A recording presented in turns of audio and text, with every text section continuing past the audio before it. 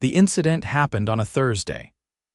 It was the 8th rotation of Earth Culture Immersion for the foreign exchange students aboard the Interstellar Cultural Assimilation Platform 9 ICAP 9 for short. Floating somewhere near the edge of Saturn's rings, the station was a marvel of cooperation between 29 spacefaring species, a diplomatic tangle of treaties and misunderstandings delicately balanced on the promise of shared knowledge. That day's topic: emergency field medicine. Aaron Elway, the only human student aboard ICAP 9, sat cross-legged on the floor of Lab Module C, fiddling with the needle of a basic trauma kit. His dark green jumpsuit had a tear on the thigh, and a thin smear of blood ran along the edge of his quadriceps. The cut wasn't gushing, but it had depth. It hurt more than he let on. "Are you seriously going to do that?" Ilvin asked, her voice flat and slightly metallic.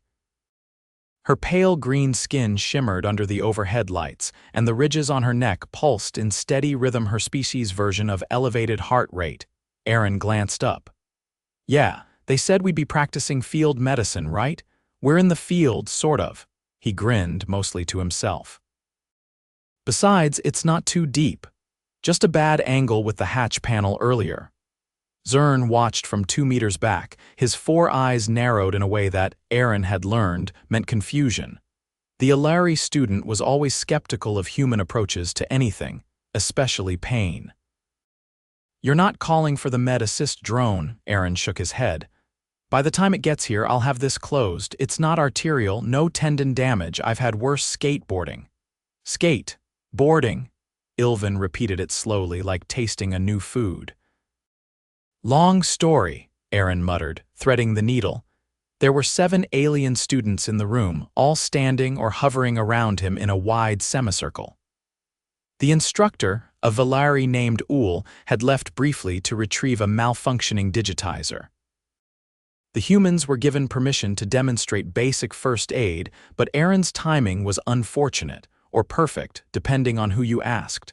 Aaron took a deep breath. The antiseptic stung like fire when he dabbed it along the wound. He clenched his jaw and exhaled through his nose, eyes narrowing. Ilvin stepped closer. "You wince but continue. You're still planning to pierce your own dermis." Aaron raised the needle. "That's the plan." "Why?" Zern asked. "You possess no regenerative capabilities. Your species' scars, that could be permanent. This keeps it from getting infected. Also, I don't really want to limp everywhere for the next 2 weeks." Then, without ceremony, he pierced the skin.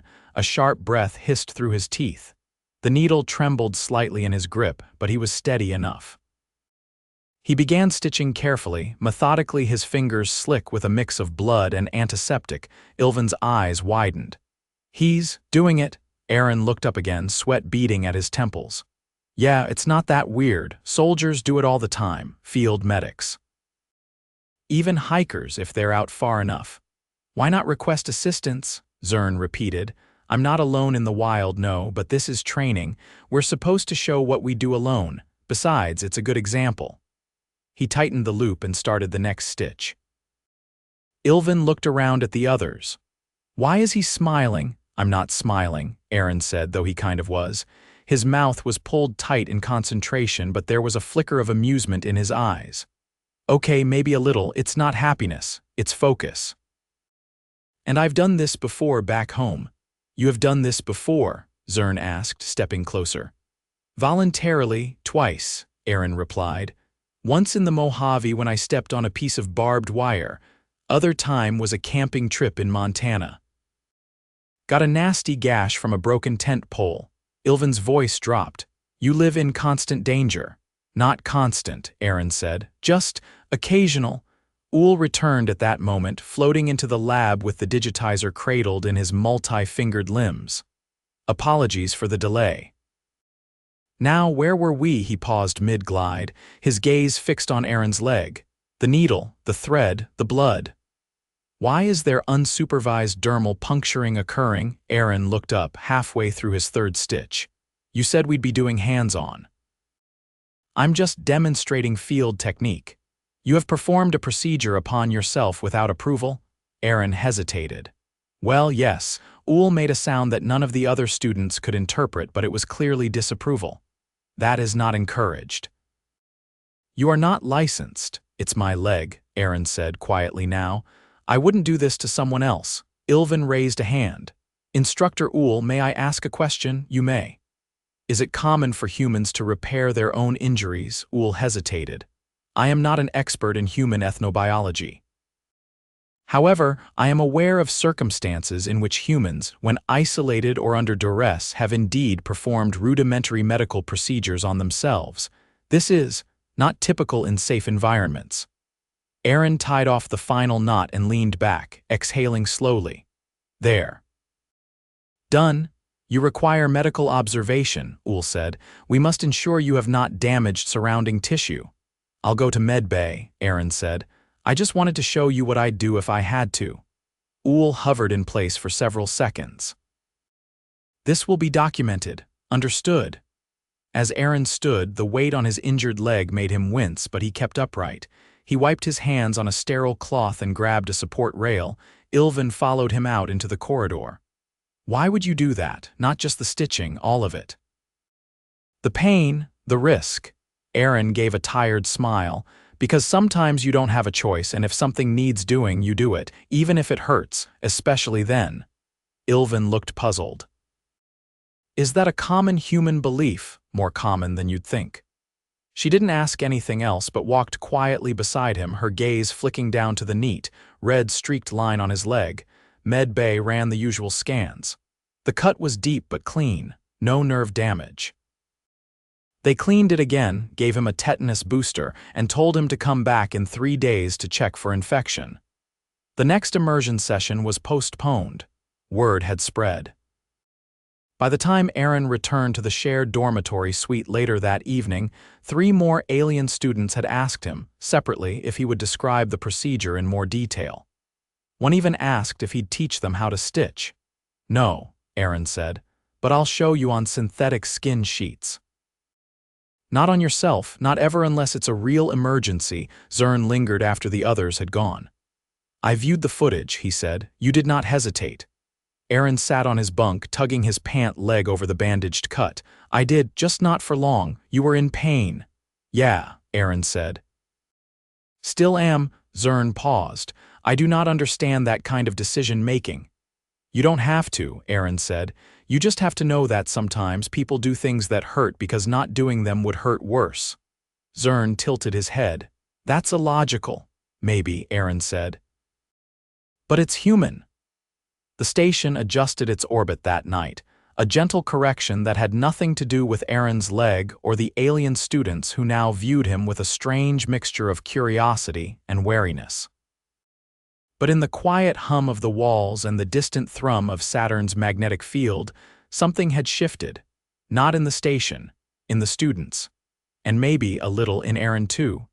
The following day, the classroom smelled faintly of burnt polymer and citrus disinfectant. The maintenance crew had replaced the damaged hatch panel, but the floor where Aaron's blood had dripped had been scrubbed and re-scrubbed until the color dulled to a pale gray. No trace remained visibly, at least. Aaron sat at a high bench near the back, rolling a synthetic suture pad between his fingers. It was shaped like a flattened peach with a slit down the middle designed for training but woefully less dramatic than the real thing. His leg was stiff, but he didn't limp. Not here. Not while they were watching. A few seats ahead, Ilvin adjusted her ocular lenses, her tendrils tucked neatly behind her ears. She didn't look at Aaron directly, but her ears twitched each time he shifted. 2 seats down, Zern was bent over a diagnostics tablet, tapping rapidly with all 4 hands, though none of the icons responded. The screen was locked, probably for his own safety. Instructor Narrow, a tall, feathered being from the planet Vexil, entered without fanfare and unfurled a transparent display across the entire front wall. Today, Narrow began, we will explore species-specific pain thresholds and response protocols. Please refrain from voluntary injury during demonstration. No one looked at Aaron, not directly. Still, he could feel the attention like heat under his collar. Pain, Narrow continued, is not universal. For example, the Tekkai lose consciousness at 37 degrees Celsius skin temperature. The Drenkai scream when exposed to wind, and humans, the display flickered, showing a chart. A bright, jagged line labeled Homo sapiens was the only one that dipped back upward after trauma. Occasionally report increased mental clarity during injury. Confirmation bias, Zern muttered. Aaron raised an eyebrow. You calling me a liar? Zern didn't flinch. I'm calling your biology improbable. Tell that to my leg, Aaron said, crossing it over his knee, thigh muscle pulling tight beneath the bandage, narrow turned, feathers rippling with irritation. Enough. No cross-species antagonism. Ilvin leaned forward, her voice calm. It's not antagonism, it's confusion. I'm not confused, Zern said. I'm skeptical. Same difference. Narrow raised a claw. This is not debate practice. Focus. The lesson resumed, but half the students were only pretending to engage. Ilvin kept glancing toward Aaron's knee, and the fourth-year Zalari from Pod D kept scribbling notes every time Aaron shifted in his seat. Even the disinterested Lervian twins were whispering in clicks too fast for Aaron to follow, pausing only to glance in his direction. At the end of the session, Narrow dismissed them with a curt nod. Return tomorrow with annotated comparisons. 1 page. As the others filed out, Aaron stayed behind, sliding the suture pad back into its case. Ilvin lingered near the door, arms folded. You're not supposed to be walking that much on it, she said. I'm fine. You're compensating with your right leg. Slight drag. You've been watching that closely. You stitched your own tissue shut in front of 7 people. You made it hard not to watch. He zipped the kit. I didn't do it for attention. I know. That's why it's worse. The door hissed open as Zern walked in again, holding an object wrapped in clear film. He placed it on the desk beside Aaron. I brought compression dressing. Your bandage is uneven. He tapped the side of his own arm. You missed consistent tension. Aaron blinked. You brought me medical supplies. I acquired them from the dispensary. Educational allowance. Ilvin looked between them. You two are getting along now. We're not getting along, Zern said. I still find his methods barbaric. But I also find them effective. Aaron unwrapped the dressing and inspected it. Thanks. Zern nodded once, then turned and left. Ilvin stared after him. That's the closest I've seen him to admitting he respects someone. Yeah, well, Aaron muttered, pressing the dressing over his wound. I didn't ask for it. Ilvin tilted her head. You don't make things easy. I don't think I'm supposed to. Later that cycle, after meal rotation, Aaron found himself on the observation deck. The dome stretched above him like a crystal shell, stars static in their slow arc. Below, Saturn's rings shimmered like smoke frozen in light. He leaned against the railing alone until footsteps approached behind him. You're not supposed to be up here alone after cycle 6, Ilvin said. I'm not alone now, am I? She stepped beside him, her gaze fixed outward. I read about your species' early surgeries. No anesthetics. No antiseptics, just sharp tools and hope. That's not resilience, that's recklessness. I didn't say it was smart, just necessary. Ilvin laced her fingers together. When I saw you threading that needle, I couldn't look away, not because it was grotesque. Because you didn't hesitate. Aaron didn't answer. She added, I've seen species with regenerative limbs panic over a paper cut. He chuckled.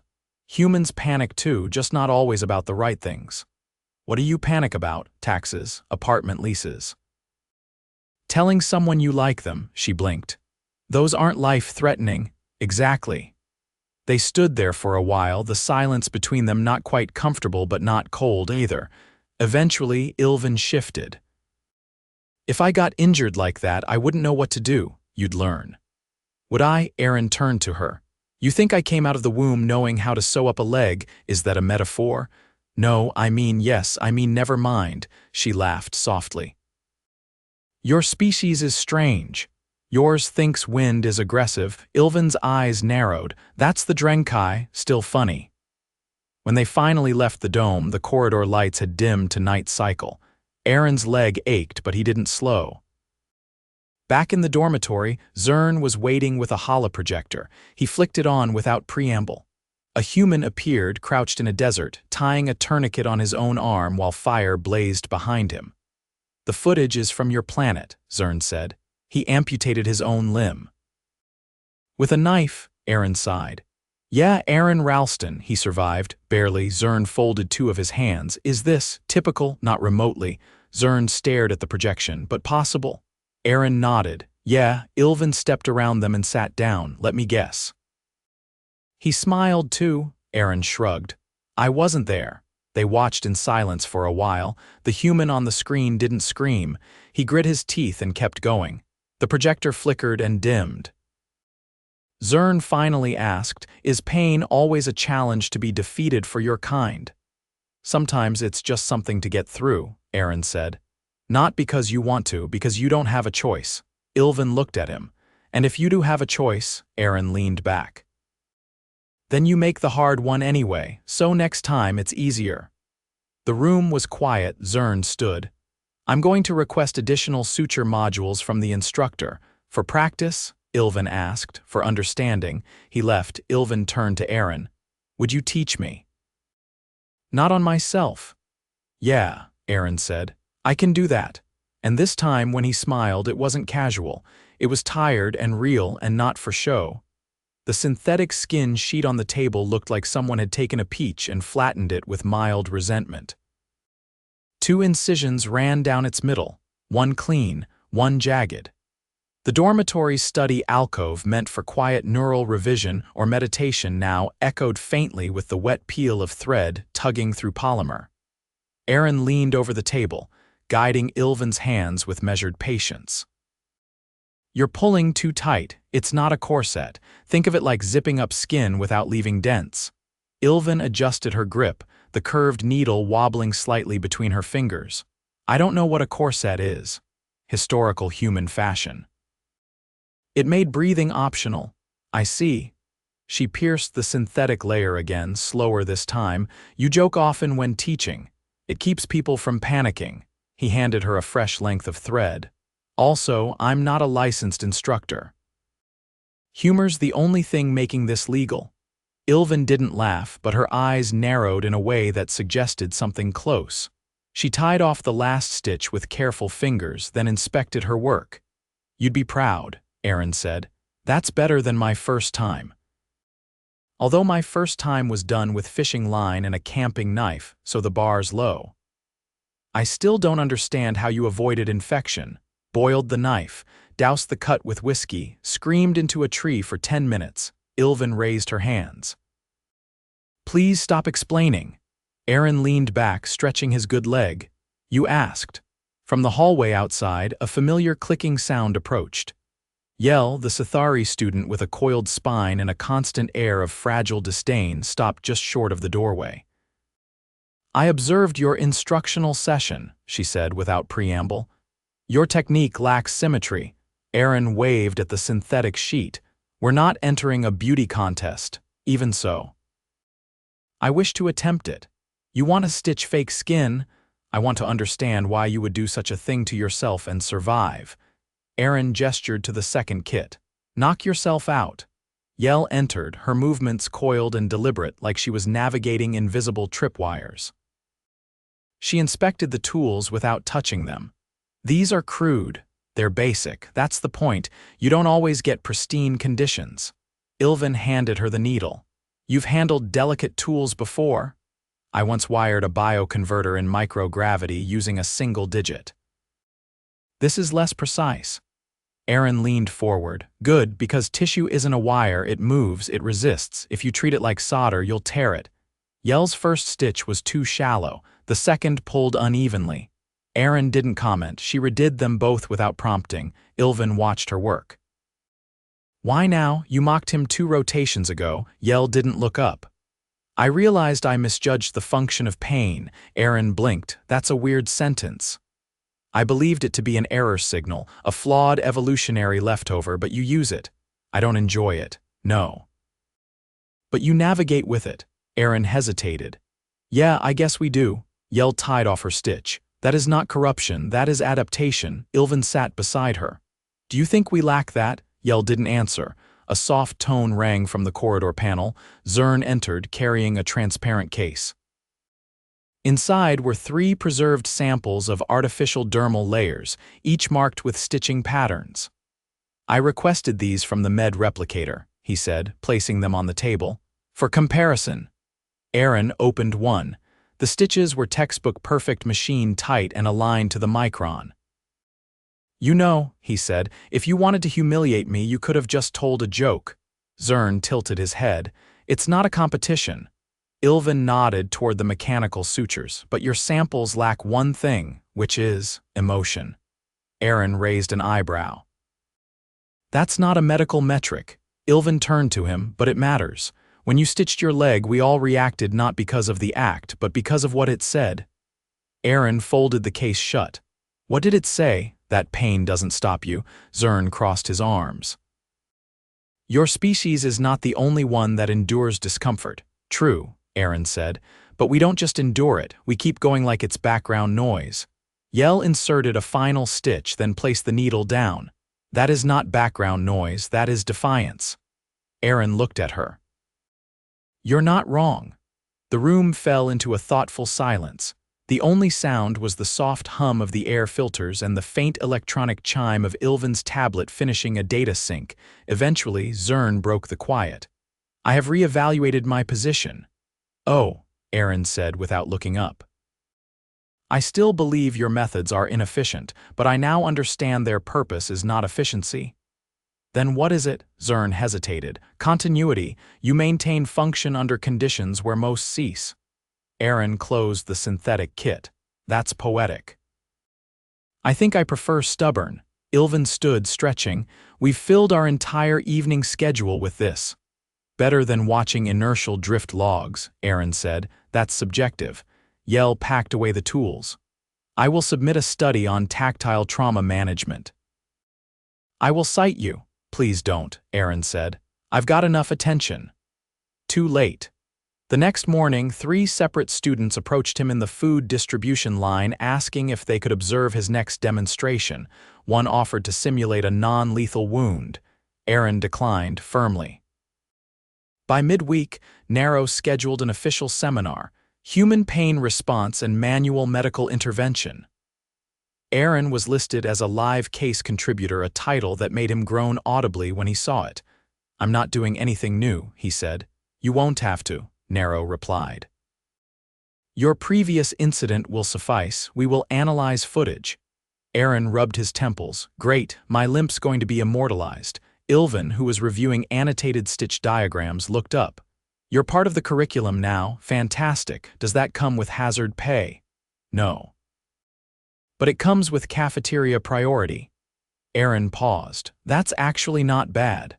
The seminar drew in students from pods he'd never met. A few instructors attended. Even the station's diplomatic liaison hovered discreetly near the back. The footage played once. No one spoke. The silence afterward was thicker than the air filters could handle. When it ended, Narrow opened the floor. A Mavrani student raised a limb. Why did he not call for a medic? Narrow glanced at Aaron. Aaron stood slowly. Because I could handle it, and I wanted to prove I could. Not to anyone else, just to myself, Adrelin asked, and if it had been worse? Then I would have adapted or asked for help. We're good at both. The questions stopped after that, not because they were answered, but because they understood something beyond the answers. Later in the dormitory, Aaron lay on his bunk, eyes closed, leg elevated on a folded blanket. The ache had dulled to a throb, manageable, almost familiar. Ilvin sat nearby, sketching on a data pad. You were right. About what? Pain. It's not just a signal. It's a story. Aaron didn't open his eyes. Yeah, and sometimes you gotta write it yourself. No one asked him to stitch anything again, but the synthetic kits stayed out, not for emergency drills, just practice. Yell's stitches became cleaner, Ilvin's steadier. Zern, despite himself, developed a preference for curved needles over straight. And the next time the cultural immersion program discussed survival protocols, Aaron didn't volunteer. He didn't need to, they already knew.